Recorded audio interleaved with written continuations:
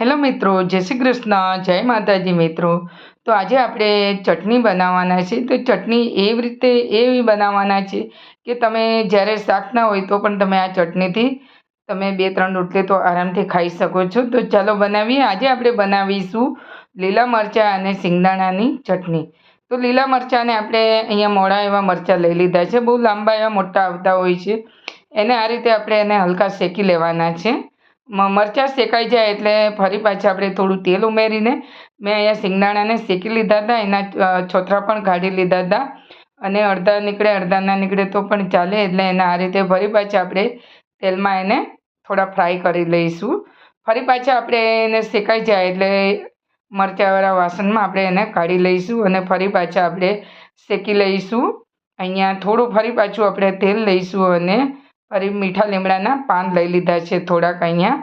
એને પણ આપણે આ રીતે સરસ હલકા એવા ડ્રાય થઈ જાય એટલે એને પણ આપણે કાઢી લેવાના છે.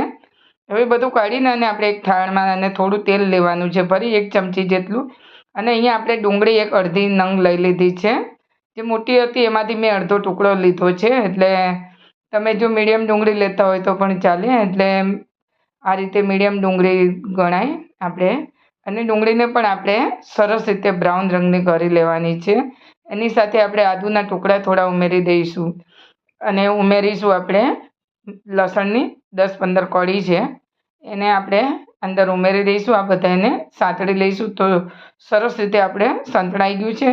અને એમાં હવે આપણે અડધી વાટકી નાની એવી નારિયેળનો પાવડર એટલે કે નારિયેળનો બુરાદો લીધો છે, એટલે કે સૂકો નારિયેળનો.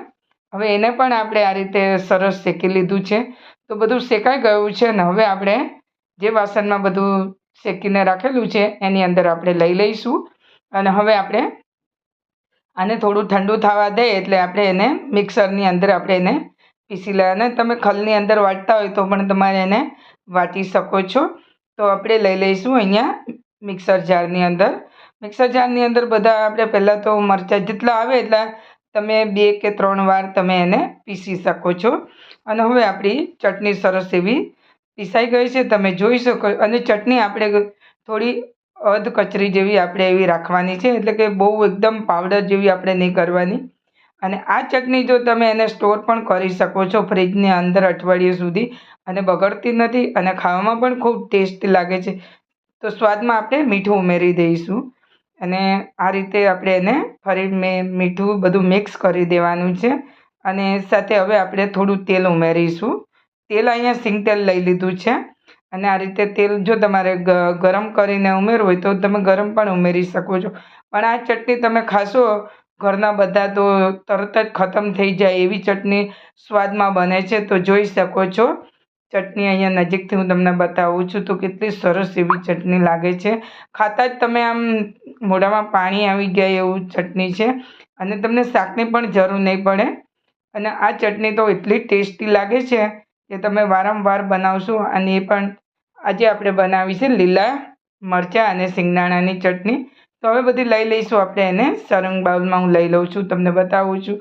તો જોઈ શકો છો મિત્રો ચટણી પણ આપણી કેટલી સરસ એવી બનીને તૈયાર થઈ ગઈ છે. તમે જો આ ચટણી એકવાર બનાવી લીધી તો તમે વારંવાર બનાવશો. અને ખાવામાં તો હું તમને અહીંયા હું ખાઈને બતાવું છું. તો અહીંયા મેં થોડી ચટણી લીધી છે. આ ચટણીને તમે પરાઠા, રોટલી, નાન, ચપાટી, તમે જો કાંઈ પણ વડાપાઉં હોય કે ખમણ હોય તમે એની અંદર પણ આ ચટણીને ખાઈ શકો છો. ખાવામાં તો એકદમ ટેસ્ટી અને ખૂબ જ. તો મિત્રો જોતાં જ આપણે એને એકદમ આમ મોઢામાં પાણી આવી જાય એવું આપણે એને ખાવાનું મન થઈ ગયું એવી ચટણી લાગે છે. તો મિત્રો તમને વિડીયો પસંદ આવી ગયો હોય તો લાઈક કરી દેજો. અને ચેનલ પર જો નવા આવ્યા હોય તો ચેનલને સબસ્ક્રાઈબ કરી દેજો. તો ફરી પાછા મળીશું નવી રેસિપી સાથે. ત્યાં સુધી આવજો.